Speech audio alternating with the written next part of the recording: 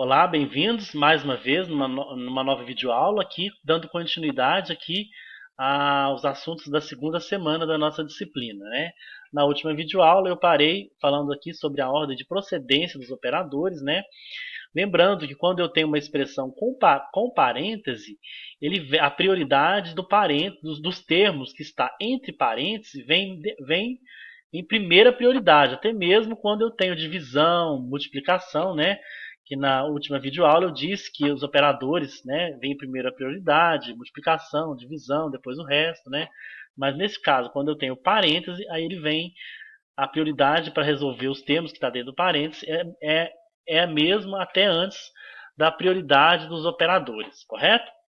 Então, se eu tenho uma expressão dessa forma, eu devo calcular esse termo que está entre parênteses, nota 1, aliás, nota 2 mais nota 3. Né? Então, eu devo calcular, somar, fazer esse somatório, aí sim, depois eu vou partir para a divisão, né? Porque a divisão ela está em primeira prioridade acima da adição. Né? Então, eu somando isso aqui, aí depois esse resultado, né, eu vou dividir por 2. Aí, quando eu fazer esse cálculo, aí sim eu vou somar com a nota 1. Aí sim eu vou encontrar o resultado da minha expressão, certo?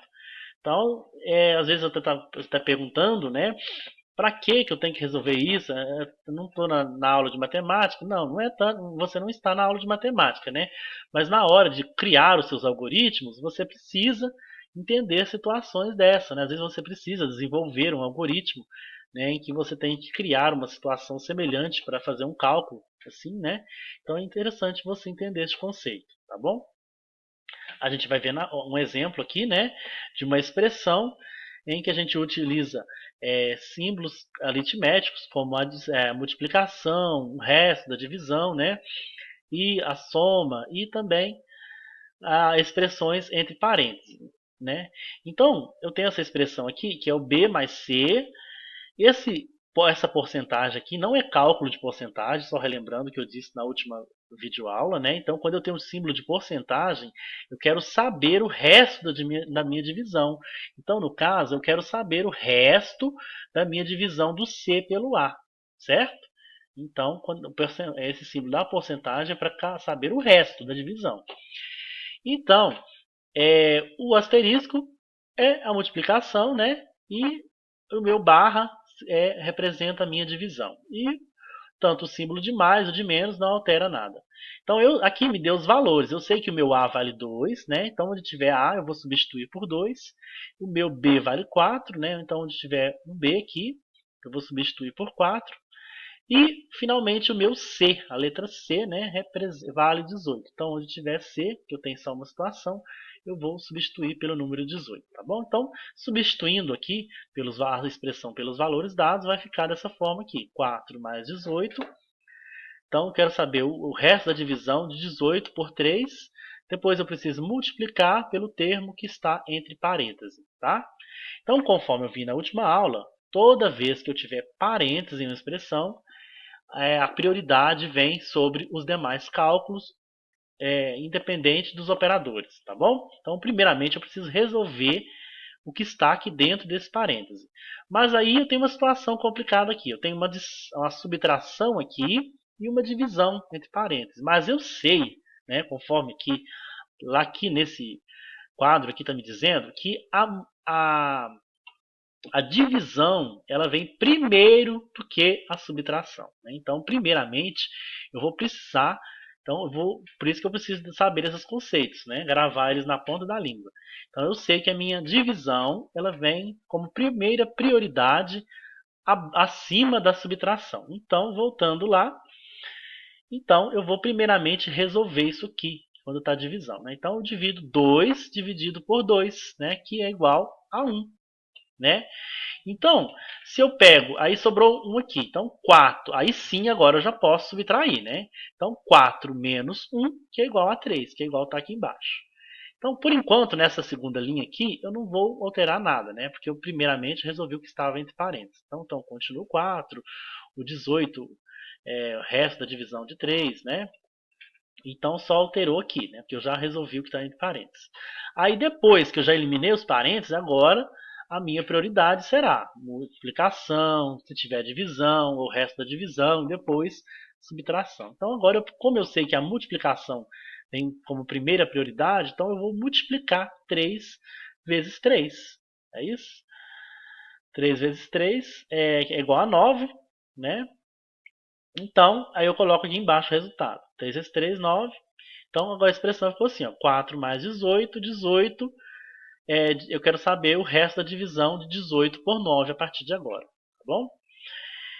Beleza. Aí, continuando a ordem de procedência dos operadores, eu sei que o resto da divisão vem primeiro do que a adição, conforme, mais uma vez, eu mostro aqui no meu quadro. Né? Resto da divisão vem em primeira prioridade acima da adição. Certo? Então agora eu vou fazer esse cálculo. 18 dividido por 9, eu sei que é 2, né? Então dá uma divisão exata. Né? Então eu sei que o resto da divisão